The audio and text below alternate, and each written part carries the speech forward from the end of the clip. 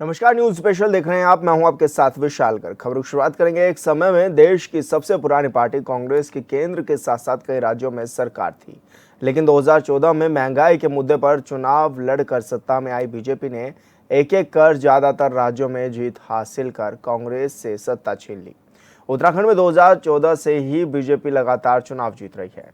उत्तराखंड 2027 में विधानसभा का चुनाव है, लिहाजा बीजेपी तैयारियों में तो जुटी है, लेकिन कांग्रेस का भविष्य क्या है, इसे लेकर चर्चा तेज है। दरअसल उत्तराखंड कांग्रेस के अध्यक्ष करण माहरा के कार्यकाल के 3 वर्ष पूरे होने पर प्रदेश अध्यक्ष की कार्यशैली पर बीजेपी ने तंज कस दिया है। 3 साल का कार्यकाल पूरा होने पर कांग्रेस के प्रदेश अध्यक्ष करण माहरा का कहना है कि जब पार्टी ने उन्हें कमान सौंपी थी तब पार्टी की स्थिति ठीक नहीं थी, लेकिन जिला अध्यक्षों और कार्यकर्ताओं की मेहनत से अब धीरे धीरे पार्टी मजबूत हो रही है। इधर बीजेपी के नेता का कहना है कि करण माहरा के कार्यकाल में पार्टी और भी कमजोर हो गई है। पार्टी के नेता एक एक कर बीजेपी का दामन थाम रहे हैं। पार्टी लगातार चुनाव हार रही है और 2014 से लोकसभा चुनाव में बीजेपी ने सभी 5 सीटों पर जीत भी दर्ज की थी। उसके बाद 2017 में विधानसभा के चुनाव हुए, जिसमें बीजेपी ने कांग्रेस से सत्ता फिर छीन ली। जिसके बाद 2019 में लोकसभा के चुनाव में बीजेपी ने फिर से लोकसभा की 5 सीटों पर जीत दर्ज की और विधानसभा चुनाव 2022 में राज्य की जनता ने फिर से बीजेपी की सरकार बना दी। उसके बाद 2024 के लोकसभा चुनाव में तीसरी बार सभी सीटों पर बीजेपी ने जीत दर्ज की। इतना ही नहीं, 2025 के निकाय चुनाव में मेयर की 11 सीटों में से 10 सीटों पर बीजेपी की जीत हुई। सच ये है कि कांग्रेस के वरिष्ठ नेताओं ने बीजेपी का दामन भी थाम लिया है। लिहाजा प्रदेश अध्यक्ष करण माहरा को लेकर बीजेपी के नेता कई सवालों के साथ तंज कस रहे हैं। आगामी पंचायत और विधानसभा चुनाव में क्या होगा, यह तो वक्त के साथ ही पता चलेगा, लेकिन मौजूदा वक्त में कांग्रेस प्रदेश अध्यक्ष के कार्यकाल को लेकर राजनीति छिड़ी हुई है।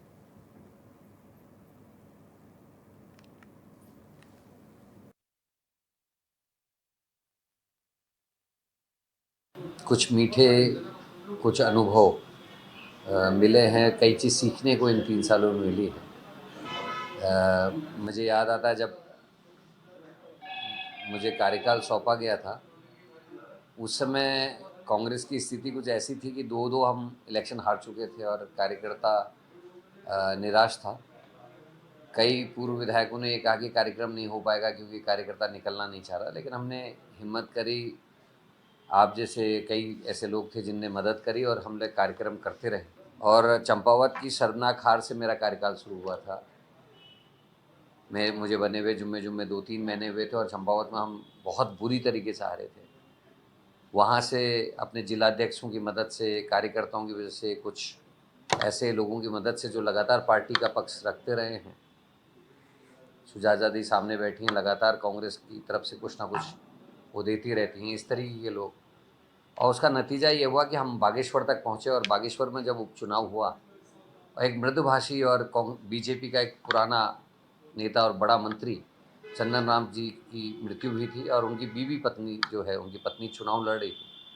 उस चुनाव में हमने 10,000 की लीड को कवर किया और कुछ कमियां रही। हम आर्थिक रूप से मदद उतनी नहीं कर पाए जितना हमको करना चाहिए था और हम बमुश्किल 2,000 वोटों के आसपास उस चुनाव को हारे।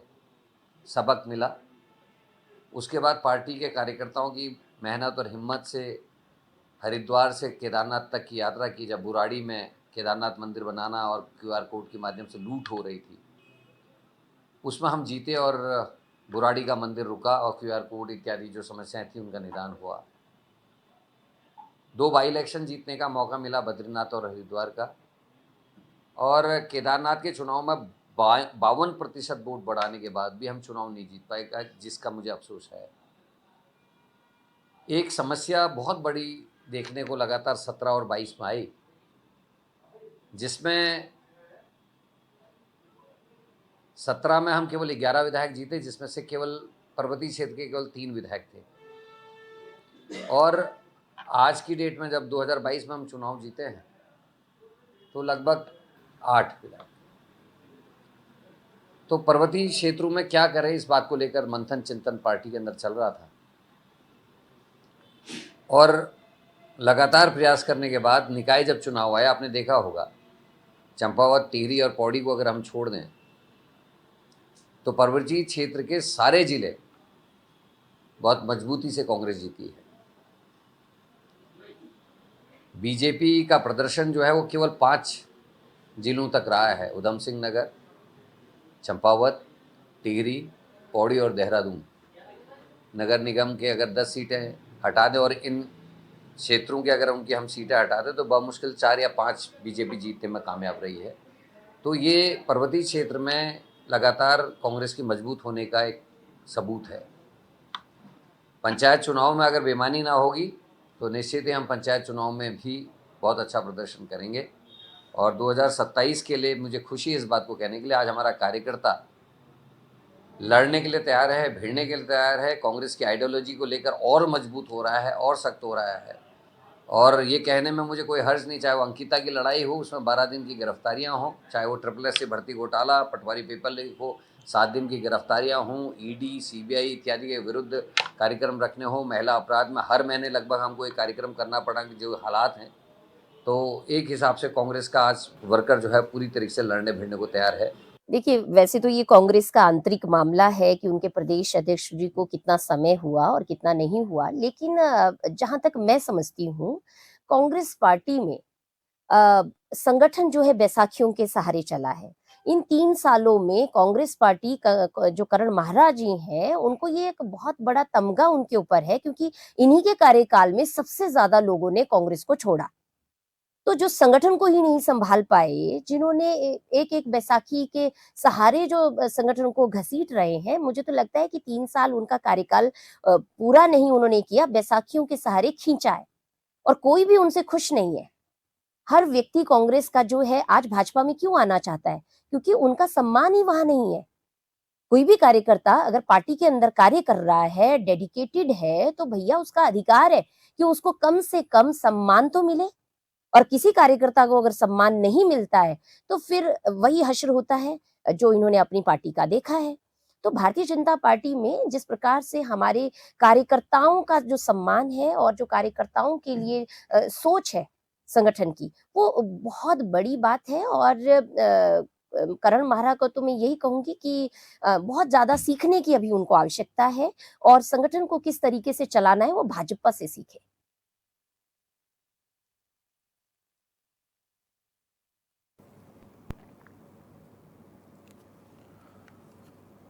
और ब्यूरो चीफ अरुण सैनी हमारे साथ लाइव जुड़ गए हैं। अरुण, करण महारा ने 3 साल का कार्यकाल पूरा किया, लेकिन इन 3 सालों की अगर उपलब्धियां देखें तो किस तरह की उपलब्धियां बताई जा रही है और राजनीति के तौर पर किस तरह से तंज भी कसा जा रहा है अब?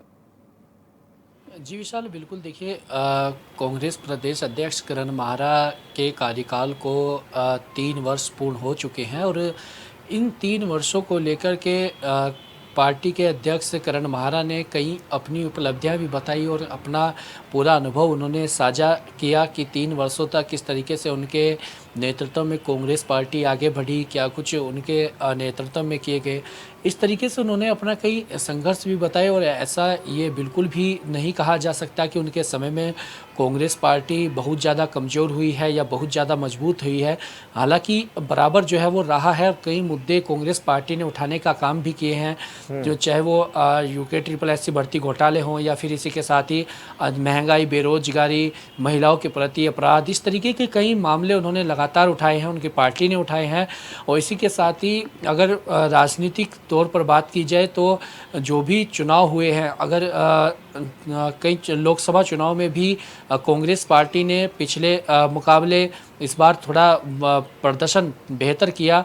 हालांकि जो उपचुनाव भी हुए, उपचुनाव में भी जब चंपावत का चुनाव बहुत बड़े मार्जिन से कांग्रेस पार्टी हारी और उसके बाद जो भी उपचुनाव प्रदेश में हुए, चाहे वो बागेश्वर का उपचुनाव हो या फिर बद्रीनाथ विधानसभा सीट का उपचुनाव हो या फिर बंगलोर विधानसभा सीट का उपचुनाव हो या फिर केदारनाथ विधानसभा सीट का उपचुनाव हो, तो इन सभी उपचुनावों में कांग्रेस पार्टी 2 उपचुनाव जीती है। वो बद्रीनाथ और मंगलोर विधानसभा सीट का उपचुनाव प्रदेश अध्यक्ष करण महारा के नेतृत्व में पार्टी ने 2 उपचुनाव जीते।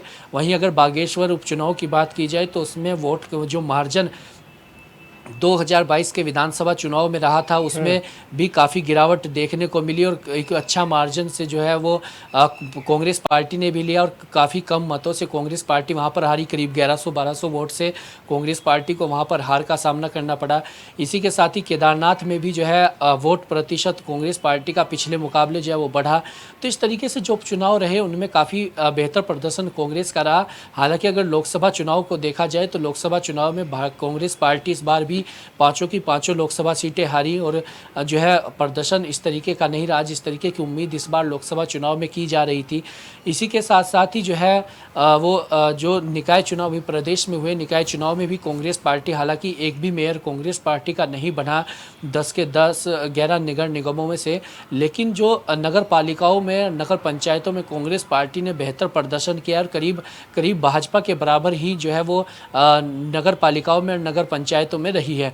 तो इस तरीके का प्रदर्शन उनका रहा और यही सब चीज़ें वो अपनी उपलब्धियों के रूप में देख भी रहे हैं। उन्होंने कहा कि कांग्रेस पार्टी को मजबूत करने का काम लगातार किया है और अभी भी 2027 की तैयारी हो या फिर अन्य चुनाव हो, जिन चुनाव में बेहतर प्रदर्शन कांग्रेस पार्टी करेगी और आज कार्यकर्ता पूरे जोश के साथ में जो है जनता के मुद्दों को उठा रहा है और लड़ाई लड़ने का काम कर रहा है। इस तरीके की बातें भी उन्होंने कही।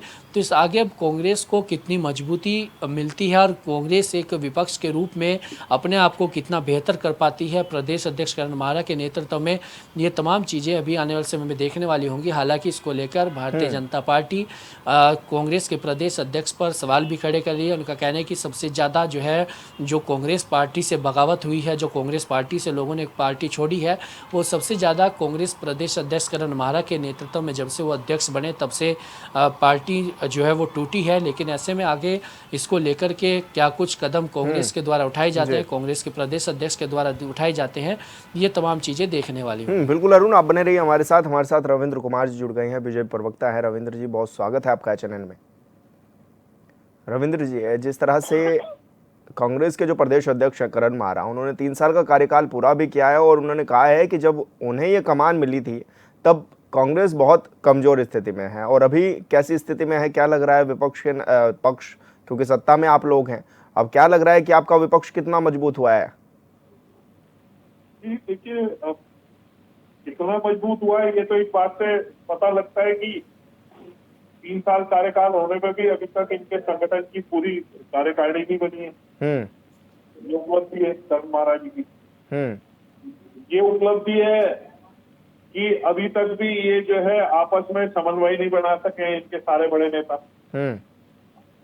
हरीश रावत जी खुद बोलते हैं, माहरा जी खुद बोलते हैं और हमारे चक्रोता के पूर्व के अध्यक्ष और विधायक बोलते हैं। तो समय समय पर कांग्रेस को लेकर जिस प्रकार से इनकी आपस की समन्वय नहीं दिखता है, चाहे कार्यकर्ताओं में हो, चाहे नेताओं में हो, चाहे विधायकों में हो, देखा था किस प्रकार से विधानसभा के अंदर जो है माननीय हरीश रावत जी की बेटी जो हरिद्वार से विधायक है वो अलग ही बैठी थी, अकेले ही शक्ति लिए, और विधायक अलग कुछ और लिए बैठे थे। तो ये कहीं ना कहीं जो कांग्रेस के अंदर जो डिवीजन है, जो आपस में एक दूसरे की नहीं है, ये एक उपलब्धि करण माहरा जी की है कि अभी तक भी जो है सबको संगठित नहीं कर पाया है, सबको साथ लेके नहीं चल पाए हैं। अब बाकी वो अपनी पीठ अपने आप थपथपाना चाहते हैं तो अच्छी बात है, खूब अपनी जम के पीठ थपथपाने।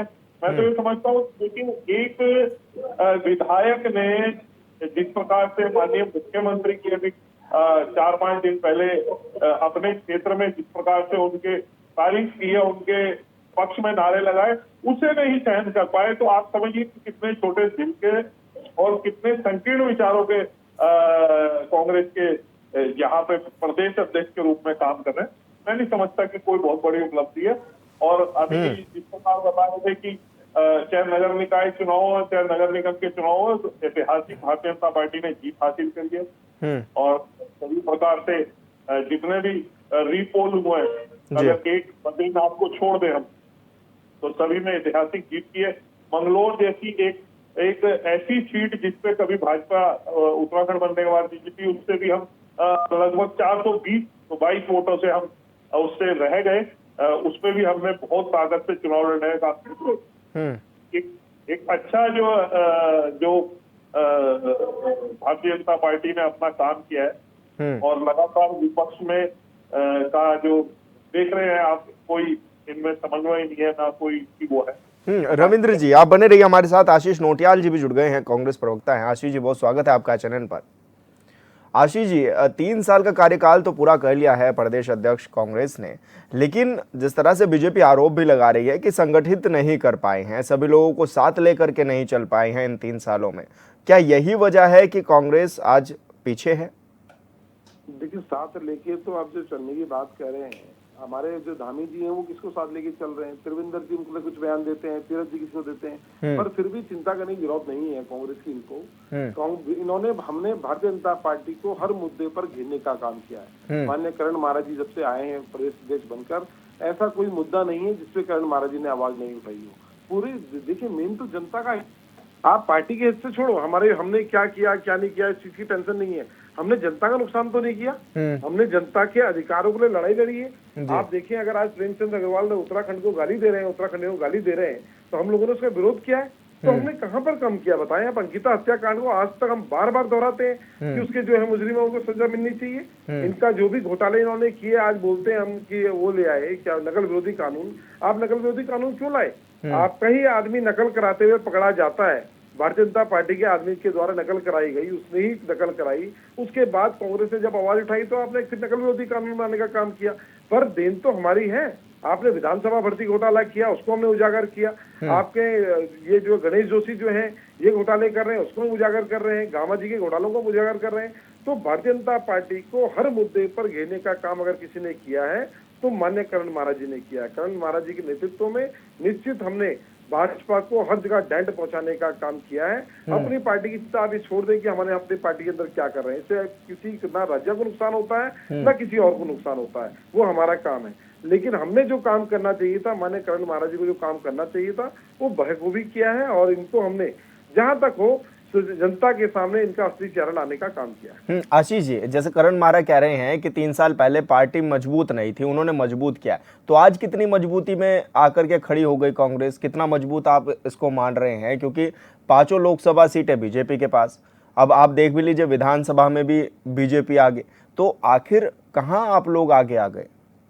देखिए, हमने उपचुनाव भी जीते हैं जिसका आप जिक्र नहीं कर रहे हैं। 2 उपचुनाव को जीतना जहां पर सत्ता का दुरुपयोग होता है, जहां पर शासन प्रशासन का दुरुपयोग किया जाता है, उस 2 उपचुनाव को जीतने का काम अगर हमने किया है तो हम मान सकते हैं कि हम लोग जो हैं सर्वधर्म समान की बात करते हैं। एक हमने बद्रीनाथ सीट जीती, एक मंगलौर सीट जीती। आप बताएं, दोनों सीट एक दूसरे की विपरीत है और दोनों सीट को हमने जीतने का काम किया है। ठीक है, कहीं पर हम इनके धन बल छल कपट के आगे हम लोग शायद सीट नहीं निकाल पाए थोड़ा बहुत मार्जिन से, लेकिन आप देखिए माननीय करण महाराज जी के आने के बाद जिस समय वो प्रदेश के बागडोर उनके हाथ पे आई थी, उस समय ताजे ताजे हम लोग चुनाव हारे थे 2022 का। लेकिन जो कार्यकर्ता का मनोबल कमजोर था, माननीय करण महाराज जी ने उस मनोबल को बढ़ाने का काम किया है, युवा कार्यकर्ताओं को मजबूत करने का काम किया है। और आज उनके नेतृत्व में मुझे लगता है बहुत अच्छा कार्यकाल चल रहा है। और जिस मुद्दे पर जहां आवाज उठानी चाहिए निडरता के साथ उस आवाज को उठाने का काम माननीय अध्यक्ष जी कर रहे हैं। और निश्चित उनके नेतृत्व में मुझे पूरी विश्वास है कि हम अगला चुनाव भी लड़ेंगे और उस चुनाव को हम विधानसभा चुनाव को जीत के दिखाने का काम करेंगे। रविंद्र जी आपका क्या कुछ कहना है इस पूरे मामले में भी, क्योंकि 3 साल का कार्यकाल तो हुआ और 3 साल में उपलब्धियां भी उन्होंने गिनाई अपनी कि किस तरह से काम किया, लेकिन एक जो बड़ा तबका कांग्रेस छोड़कर बीजेपी में आया, ये किसकी कमी मान रहे हैं आप लोग? देखिए, अब कमी तो पूरे वैसे तो ऊपर से लेके कांग्रेस की विचार में भी है और कांग्रेस के व्यवहार में भी है। अब खाली मैं करण महाराज जी को दोष दूं तो ये भी नहीं हो सकता। देखिए, कहीं ना कहीं इनकी शीर्ष नेतृत्व की भी कहीं ना कहीं बहुत सारी खामियां हैं, कई सारे कारण हैं। जो लगातार पार्टी का जो रीढ़ थी, इसकी रीढ़ जिसे कह सकते हैं, मथुरादत्त जोशी जैसे एक बड़े, हम बचपन से मथुरादत्त जोशी को देख रहे हैं, एक बड़े नेता इस प्रदेश के होते थे, कांग्रेस का स्तंभ होते थे। वैसे नेता भी पार्टी छोड़ के अगर जा रहे हैं तो आप समझ सकते हैं जो नींव के पत्थर होते हैं वो अगर पार्टी छोड़ के जा रहे हैं तो आप समझ सकते हैं कि कांग्रेस के अंदर व्यवहार में और विचार में कहीं ना कहीं बहुत बड़ा अंतर आ चुका है। कांग्रेस अब जो है एक परिवार के इर्द गिर्द घूमने वाली पार्टी बन गई है, जो सिर्फ परिवार के माहौल में ही रखना चाहती है। सब बेटियों, हरीश रावत जी हो, करण महाराज जी हो, गरिमा दसोनी जी हो, ये सब एक परिवार के सदस्य हैं। ये सब एक दूसरे के पारिवारिक लोग हैं। तो ये कहीं ना कहीं ये पारिवारिक ताना बाना जो बुना हुआ है आज की डेट में, परिवार पार्टी बन गई है और पार्टी परिवार बन गई है, उसी का नतीजा है कि आज कांग्रेस लगातार हाशिए पे जा रही है। कांग्रेस का कार्यकर्ता जो जमीन से जुड़ा हुआ था, नींव का पत्थर था, जो छोड़ छोड़ के जा रहा है। यही कारण है कि करण महाराज जी के 3 साल के कार्यकाल का अभी तक इनकी अपनी प्रदेश की पूरी कार्यकारिणी, पूरा संगठन की रचना आज जिले की हो, प्रदेश की हो, मंडल स्तर की हो, बूथ स्तर की हो, नहीं है। यही कारण है। आशीष जी, जिस तरह के आरोप भी लग रहे हैं कि आपके कार्यकाल में, इनके कार्यकाल में जिस तरह से गए हैं लोग छोड़ छोड़ कर कांग्रेस को, तो क्या उसका कारण भी यही है? देखें, पतझड़ में जो पत्ते झड़ते ही झड़ते हैं। जिसको महत्वाकांक्षा है सत्ता के साथ रहने की, जिसने घोटाले कर रखे हैं, वो क्यों नहीं भाजपा में जाएगा? ईमानदार आदमी आज भी भाजपा के कांग्रेस साथ जुड़ा हुआ है। जिसने बेईमानी करी, जिसने बेईमानी कर रखी है, सिर्फ वही भाजपा में गया है। या जिसको महत्वाकांक्षा है कि बस मेरी उम्र के लास्ट पड़ाव में हूँ, अभी 2-3 साल में चुनाव होने, वो निकल गया अपनी महत्वाकांक्षा के लिए। और बाकी कौन गया बताएं आप टूट के? ऐसा मुझे तो नहीं लगता कोई ऐसा आदमी गया जिसकी कोई ऐसी महत्वाकांक्षा रही हो कि मतलब मुझे कुछ, और वहां भी जाकर क्या मिला आप बताएं। जो हमारे लोग गए भी हैं, इसलिए गए, कोई तो इसलिए गए कि उनको टिकट नहीं मिला पिथौरागढ़ से, उन्होंने कहा मैं वहां ज्वाइन कर लेता हूँ, है ना। कुछ इसलिए गए, उनके अपने कारोबार चल रहे थे, उनके कारोबार नहीं चल पा रहे थे भाजपा की सरकार में, तो वो इसलिए चले गए। तो भ्रष्टाचारियों का एक ही अड्डा है, वो है भारतीय जनता पार्टी। जिसने भ्रष्टाचार किया होगा उसे निश्चित या तो जेल जाना है या भारतीय जनता पार्टी में जाना है। तो सबसे आसान तरीका है भारतीय जनता पार्टी में जाकर चुपचाप शांत होकर देख रहे हैं, और इसके अलावा क्या कर रहे हैं आप लोग देख लीजिए। सिर्फ भारतीय जनता पार्टी भ्रष्टाचार का अड्डा है, वहां पर भ्रष्टाचारी है। और निश्चित ऐसा नहीं है कि कांग्रेस के अंदर नहीं होते हैं या किसी दूसरी पार्टी के अंदर नहीं होते हैं, हर जगह भ्रष्टाचारी पाए जाते हैं। पर वो वक्त के साथ जो है वो ट्रांसफर हो जाते हैं। जब उन्हें लगता है कि हमारे ऊपर कोई आंच आने वाली है, तो वो दूसरी पार्टी का दामन थाम लेते हैं। अरे अगर आप सच्चे थे तो यहाँ रह के लड़ते ना। जो ईमानदार था वो यहाँ रह के लड़ता। अगर उसे, लेकिन उनके अंदर हो सकता है कोई खोट होगा, जिसके अंदर खोट होगा वो उधर ही दिखेगा। लेकिन पार्टी अगर इतना लंबे समय से मौके नहीं देगी तो क्या करेंगे वो लोग? अगर आप ही को पार्टी मौके नहीं देगी तो क्या आपकी महत्वाकांक्षा नहीं होगी कि हमें भी पार्टी लड़ने का मौका दे? महत्वाकांक्षा देश है, हमें देश को बचाना है, हमें अपने आप को विधायक बनने की मेरी कोई महत्वाकांक्षा नहीं है ना हमारे। लेकिन फिर ऐसे में तो परिवारवाद के भी तो आरोप लग रहे हैं फिर पार्टी पर।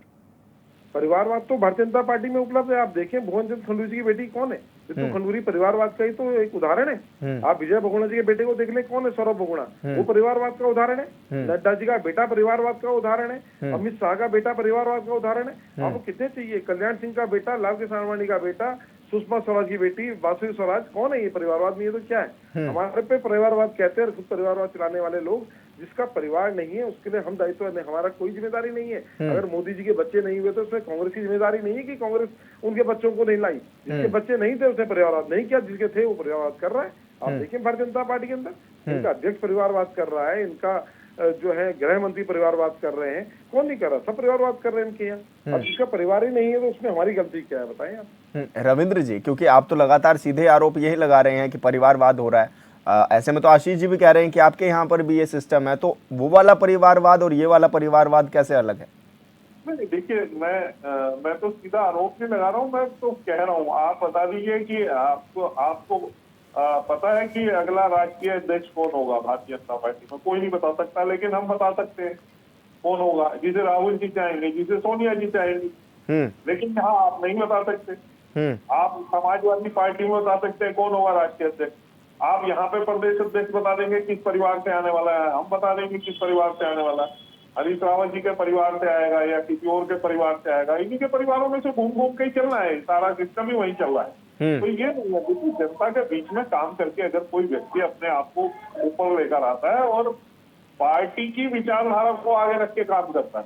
अब आप बताइए ना कि विचार है ही नहीं, जब परिवार आगे होगा तो विचार कहाँ रह जाएगा? आप मथुरा ज्योति जैसे आदमी को कह रहे हैं कि वह जो है कारोबारी आदमी है, वह भ्रष्टाचारी आदमी है। मैं दावे से कह सकता हूँ भाई साहब, क्या लालच रहा होगा मतलब ज्योति जैसे कार्यकर्ता को भारतीय जनता पार्टी में आने का। यहाँ तो किसी को नहीं मिल रहा कोई पद प्रतिष्ठा कि भाई आपको मिलेगा, यहाँ तो बहुत लंबी लाइन है। अगर पार्टी से छोड़ के आए हैं तो कहीं ना कहीं विचारों में गड़बड़ी हुई है कांग्रेस की, कहीं ना कहीं उपेक्षा हुई है, कहीं ना कहीं व्यवहार में कमी है कि इतना पुराना कार्यकर्ता नहीं छोड़ सकता कभी भी अपना दल, और दल छोड़ने से पहले उसका सीना फटता है, रोता है वो, इतने लंबे समय से काम करने वाला। और आपने बड़े प्यार से कह दिया कि ये ऐसे भ्रष्टाचारी लोग हैं, व्यापारी लोग हैं, इसलिए छोड़ गए। अरे आशीष भाई, छोटे भाई हो आप, मेरे बहुत अच्छे प्रिय मित्र भी हो, कम से कम ऐसी बात ना कहो। ये कांग्रेस का विचार ऐसे मत फैलाओ कि भाई जो आपको छोड़ जाए तो आप उसके ऊपर आरोप लगाओ। बिल्कुल रविंद्र जी, आशीष जी, आप दोनों मेहमान हमारे साथ जुड़े, बहुत शुक्रिया आपका। अरुण, आपका भी बहुत शुक्रिया। और न्यूज स्पेशल में मेरे साथ इतना ही। आप देखते रहिए चैनल 24/7। नमस्कार।